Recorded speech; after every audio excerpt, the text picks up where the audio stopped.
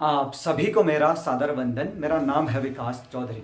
एक बार फिर हमारे देश में चारों ओर खुशियों की लहर और हर्षोल्लास, क्योंकि पेरिस ओलंपिक 2024 के छठवें दिन 1 अगस्त को भारत के लिए 50 मीटर राइफल 3 पोजीशंस में महाराष्ट्र के कोल्हापुर के स्वप्निल कुसाले ने कांस्य पदक जीता है और इसी के साथ उन्होंने एक नया रिकॉर्ड कायम किया है।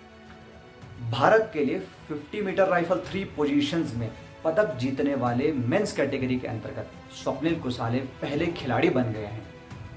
पहले हम आपको बताते हैं कि यह प्रतियोगिता होती क्या है।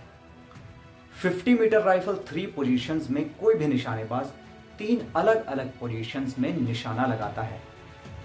इसमें एक पोजीशन है नीलिंग, जिसमें कोई भी निशानेबाज घुटने टेक कर निशाने लगाता है। इसके बाद एक और पोजीशन होती है जिसे प्रोन कहा जाता है। प्रोन, जिसमें कोई भी निशानेबाज पेट के बल लेटकर निशाना लगाता है। और तीसरी पोजीशन होती है स्टैंडिंग, जिसमें निशानेबाज खड़ा होकर निशाने लगाता है। प्रत्येक पोजीशन में 15-15 अवसर निशाना लगाने के लिए दिए जाते हैं। स्वप्निल कुसाले नीलिंग और प्रोन के समय थोड़ा सा पीछे थे, लेकिन इसके बाद भी उन्होंने हार नहीं मानी और कमबैक करते हुए तीसरे नंबर पर रहे और हमारे देश के लिए कांस्य पदक जीता। स्वप्निल कुसाले का कहना है कि उनके अनुभव और उनकी गलतियां ही उन्हें यहां तक लेकर आई थी और इससे हमें यह सीख मिलती है कि अपनी पुरानी गलतियों से सीखकर और अपने अनुभवों से सीखकर किस तरह से हम बुलंदियों तक पहुंच सकते हैं।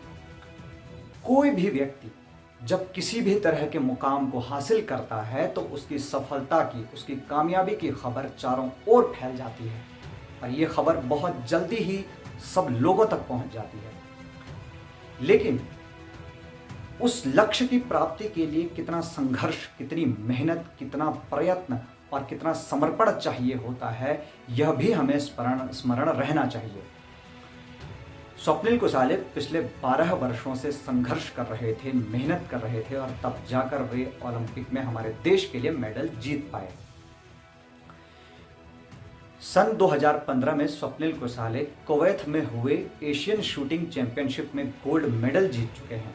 सन 2022 में भी एशियाई खेलों में टीम इवेंट के अंतर्गत, टीम खेल के अंतर्गत स्वप्निल कुसाले गोल्ड मेडल जीतने वाली टीम का हिस्सा रहे थे और इसके अलावा इस बार का नतीजा हम सबके सामने है।